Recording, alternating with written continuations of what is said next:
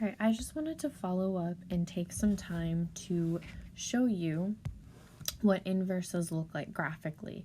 So in building off of today's notes, if you look at it, in order to check if two functions are inverses, remember we can check both their compositions and see that they equal x. Well, remember there's all these different ways to check if functions are inverses. I could also graph them both and see if they reflect across the line y equals x. I could see if the x's and y's were actually swapped.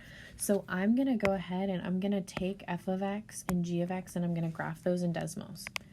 So instead of writing f of x, I can just write y equals. Instead of writing g of x, I can just write y equals. So I have y equals x plus 4. And then I also have y equals x minus 4. So in thinking about, do they reflect across the line y equals x? Well, if I want to visualize it, graph the line y equals x. Whoops. Here we go. So as you notice, the red graph matches up. If I were to fold it across that green line, y equals x, do you think they would match up perfectly? It looks like they would, so let's double check with their coordinates. So let's get rid of the green graph. Let's just compare the red graph to the blue graph.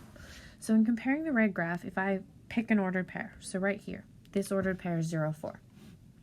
If the blue graph is an inverse, it should have the point swapped, meaning it should have the point 4, 0.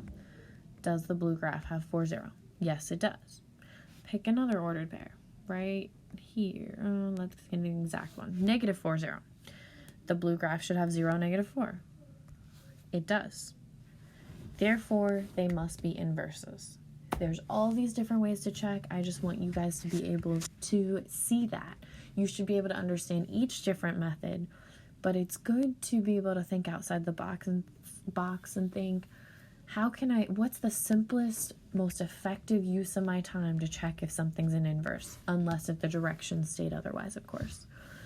So let's look at another example. So if I go back here, let's look at the last example that wasn't an inverse, where I have 1/5 x minus 1 and 5x minus 5.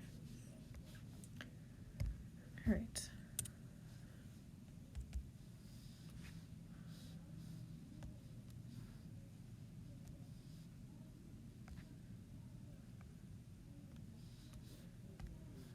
One fifth x minus 1 and y equals 5x minus 5. All right, so it's kind of hard to see. It looks like they could potentially be, but let's just pick an ordered pair. Like, let's say right here, 0, negative 1. If 0, negative 1 lies on the red graph, that means that negative 1, 0 must lie on the blue graph. Well, right here is negative 1, 0. That does not lie on the blue graph. So that alone tells me, no, they're not inverses. If I want to go ahead and type in that equation, y equals x, they're clearly not reflecting across that line evenly. Sometimes I don't like to just rely on looking at the graph. I think it's good to always double check the ordered pairs to be sure.